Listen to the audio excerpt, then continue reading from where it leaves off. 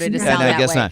not. But this is really incredible. This is one of our favorite stories over Yeah. the course of 2 days because the Duke Children's Team pioneered the world's first ever living mitral valve replacement. And honestly, 3 different girls were involved in this. One heart saved a couple different lives. Margaret, one of those individuals, living valves connected to her heart really is an incredible story. I'm not even going to try to explain all the details of it because I'm not that level, right, when it comes to this stuff. But Margaret is here with us to talk more about it.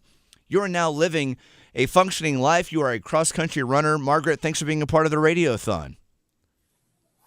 Happy to be here. So can you please explain to our audience, and this is really one of the most incredible stories of what happened to you and then what the Duke team created. Explain what happened and what that actually means, this living mitral valve replacement. Should I explain like the surgery or like also why I had to have the surgery? You can start at the beginning, Margaret, if you'd like to. Okay. Over a year ago, last November is actually like November 1st, November 2nd, something like that.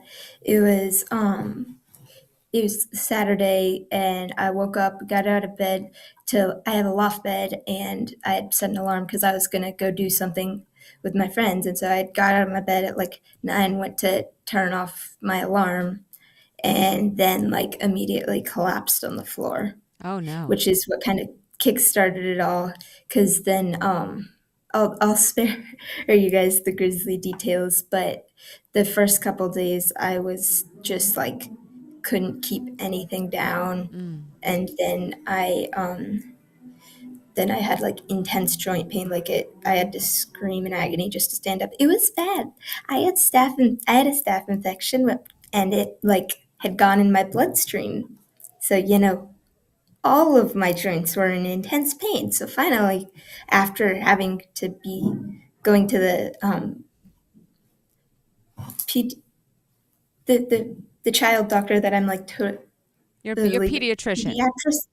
That's the word. That's the word. Nutrition twice. The second time having to go both in and out in a wheelchair, I had to go to the hospital because, like I said, I had a staph infection. Because the staph infection was in my bloodstream, it got into my heart, and it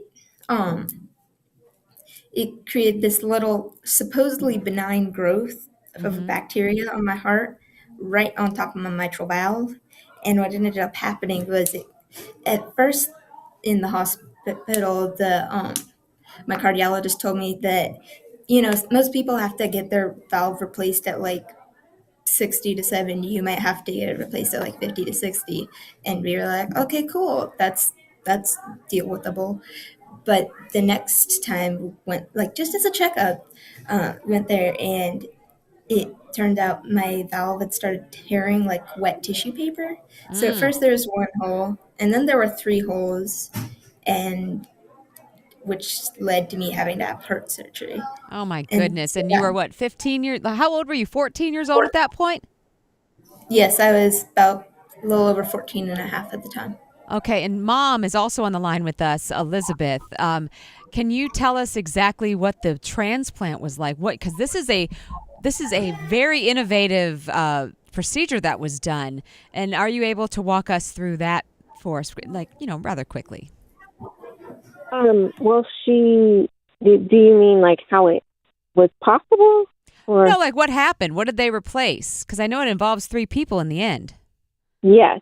So one young girl got a new heart, and her mitral valve went to Margaret, and her aortic valve went to a younger girl.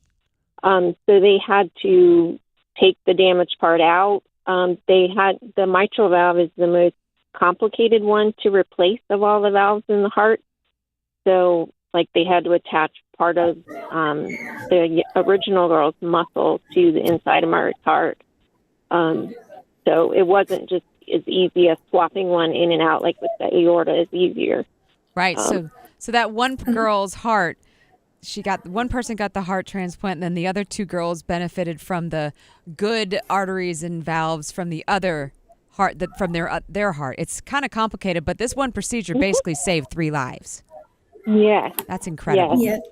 And in the past, the heart that was taken out of the girl would have been just medical waste, but because her valves were good, yes, then it could go and save the lives of 2 other people. That's incredible. The next level thinking of doctors really is extraordinary. To be like, yeah, I got an idea with this, and let's do the research to make that happen. Be a part of future stories like Margaret. You can text in Duke Kids to 34984, get a kickback, make a donation. You can also go online, WRAL-FM.com. Mom, I wanted to ask you this. So, there's a quote in front of us where you say, when she was in the hospital, we could have lost her. And you also added, she was so brave, so I knew I had to be brave too. She's got a lot left to give to the world. And because of Duke Children, she gets to have that opportunity to continue living and continue running cross country as well as she can. And for you, Mom, can you just, what does it mean to you as a mom knowing that Duke Children's was there for you every single step of the way and created this moment and future for your daughter? It was a relief. It was a hope. There's a very good chance she may never have to have surgery again because of this, because they tried this out on her, for the first time in a human. So we're really grateful. We know that they're going to support us. Like, even one doctor that is going to be leaving Duke is still going to be supporting us afterwards. One even gave us their cell phone number. We've just been really blessed by them, and they've kept us informed all along the way too. Well, that's what Duke Children's does. It empowers, it brings relief, and in her case, in your case, Margaret, they brought you a lot of healing, and let's hope you don't have to have another surgery in the future. Because these valves do grow, and hopefully it will grow with you, and that takes money. This types of research, this innovative care, these first-time procedures, that is what Duke is known for, especially in the cardiology department, and that takes money. 919-684-1015. Imagine if that was your 14-year-old kid, and they were just, got up one day and boom, all this happened. Like it comes without warning. You just never know. And that is why Duke Children's and the health of Duke Children's is so important, because you never know when you're going to need it. Text Duke Kids to 34984. Go to our website, WRAL-FM.com. Margaret, so what's next for you? You get this other chance, this other opportunity to continue living your life because of Duke Children. So what is the next thing on your I guess next thing in life as we head towards the holiday season, Margaret? Like, at this moment, like, my next goal in life? Yeah. Yes. What is the next goal that you have for your life? What's your plans? Well, first I have to get through this next couple weeks, midterms next week. Yeah. So there's a I'm lot of sorry. pressure from that. Yeah, there's not much you can do about it. Best of luck, Margaret, and to your mother. Thank you so much for the time today. Thank you so much for being a part of the 31st annual Radiothon for Mix 101.5 and Duke Children's. What a story. World's first. Not many people get to say that. You do, Margaret. Thank you for the time. Thank you so much. And Merry so Christmas glad to that you. you are here to share this story. And Elizabeth, thank you for the time as well. You guys have a tremendous holiday season, okay? You too. Thank you. Bye, guys. Good Thank luck on you. your midterms. Make a difference right now, and make your dollars count with a matching hour courtesy of Abby's aunt. You can call 919-684-1015. You can also text Duke Kids to 34984 or go online to WRAL-FM.com. We're looking for 10 Heroes for Hope this hour, or, of course, those one-time donations. Make it happen right now. It is the 31st Mix 101.5 Radiothon for Duke Children's. The North Carolina